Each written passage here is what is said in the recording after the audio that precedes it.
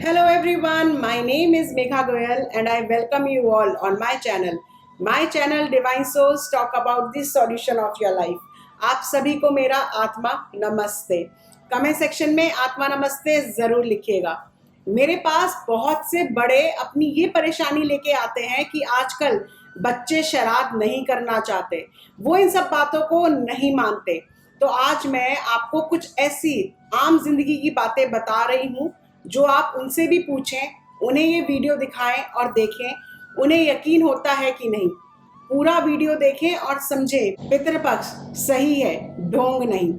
क्या कभी आपके साथ हुआ है कि आप अपने किसी बड़े से नाराज हैं, आपकी उनसे अनबन हो गई और आपने उनसे बात करनी बंद कर दी और बिना गलतफहमी दूर हुए वो इस दुनिया से चले गए और उनके जाने के बाद आपको अपनी गलती रियलाइज हुई और आप उनसे अपनी गलत बातों की माफी मांगना चाहते हैं।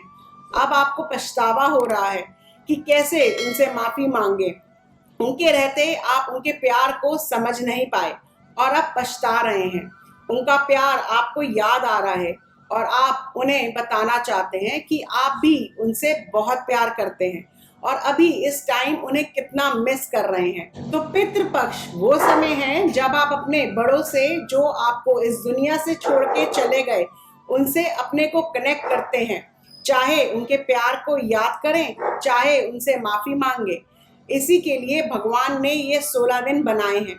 शास्त्रों की मान्यता के अनुसार पितृ इन 16 दिनों में धरती पे आते हैं और वो या तो कौवे के अंदर या पीपल के पेड़ में वास करते हैं और बहुत सी बातें बताती हूँ जिसे आप जुटला नहीं सकते।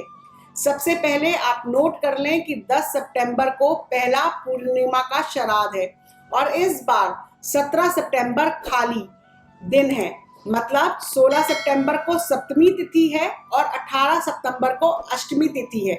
ध्यान रखें इस बात का। और फिर 25 सितंबर को सर्व अमावस्या है और 26 सितंबर को पहला नवरात्रा है। आपने सुना होगा कि पितृ सपने में आए और उसके बाद घर में किसी का रिश्ता पक्का हो गया या पता चला कि कोई प्रेग्नेंट है या कोई खुशखबरी आपके घर में आई है। ये इस बात का संकेत है कि वो अभी भी आपसे जुड़े हुए हैं। वो देवलोक में बैठे आपको देख रहे हैं, सिर्फ खुशी में नहीं। कई बार आपने देखा होगा कि पितृ आपको सपने में कुछ कह के गए और फिर बहुत बड़ा नुकसान हो गया, तो वो आपको आगाह करने आए थे। पितरों के सपनों में आना भी आपको ये बताता है कि वो आपका ध्यान रख रहे हैं। पितृ सपने में कैसे आए, इससे पता चल जाता है कि किस लिए आए थे। इसके बारे में मैं फिर कभी बताऊंगी, ये एक लंबी बात होगी। अब दूसरी बात बताती हूँ। आपके पितरों के कर्म आप पर असर करते हैं। तो आप कहेंगे कैसे? एक आम आदमी की तरह आसान भाषा में मैं बोलूं तो अगर हमारे पितर अच्छा काम करके गए, बड़ा बिजनेस खड़ा किया, बंगला गाड़ी बैंक बैलेंस बना के गए, तो हमारी जिंदगी में हमें हर तरह की सुख सुविधाएं हमें प्राप्त होती हैं। इसी तरह अगर वो किसी से उधार खड़ा करके गए तो उसको उतारना आपको होता है।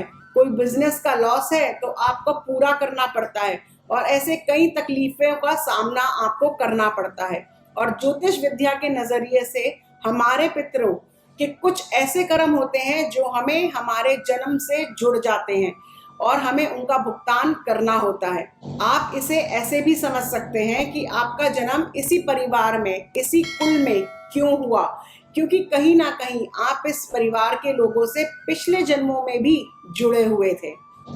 अच्छा, आप ये बताइए कि आजकल डॉक्टर्स पूछते हैं आपकी कोई मेडिकल हिस्ट्री तो नहीं है, मतलब आपके बड़ों को क्या बीमारी थी। इस बात के लिए आप क्या कहेंगे? जो बीमारी आपके बड़ों को आपके पैदा होने के बाद हुई वो आपको कैसे हो सकती है? या वो बीमारी जो आपके उन बड़ों को थी जिन्हें आपने कभी देखा नहीं, उसका भी डर आपको क्यों? क्योंकि जैसे ब्लड का डीएनए सदियों से चलता है, वैसे ही आपके पितृ भी आपसे बहुत लंबे समय तक जुड़े रहते हैं। ऐसे ही एस्ट्रोलॉजी की स्टडी में आपको पता चलेगा कि कैसे आपको पितरों के कर्म आपकी कुंडली में इफेक्ट करते हैं।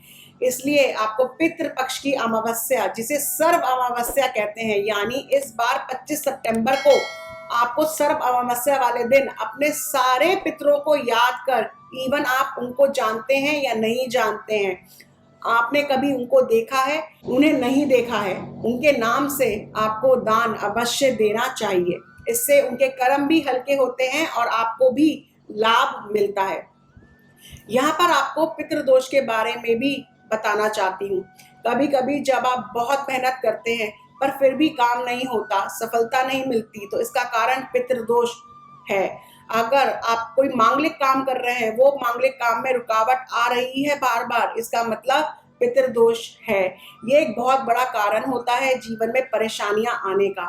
और ये पितृपक्ष के 16 दिन के किए गए उपाय आपके इस दोष को शांत कर सकते हैं, और उपाय के बाद आप देखेंगे कि आपको फायदा जरूर मिलेगा।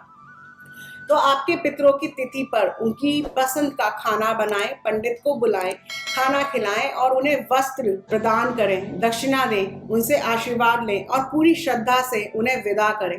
अपने पितरों की फोटो के आगे हाथ जोड़ें, उन्हें याद करें, उनसे माफी मांगें और अपने जीवन में उनकी कृपा मांगें, उनका आशीर्वाद मांगें, अपने मन की सारी बात उनसे कहें। देखें आपको जीवन में फर्क महसूस होता है कि नहीं।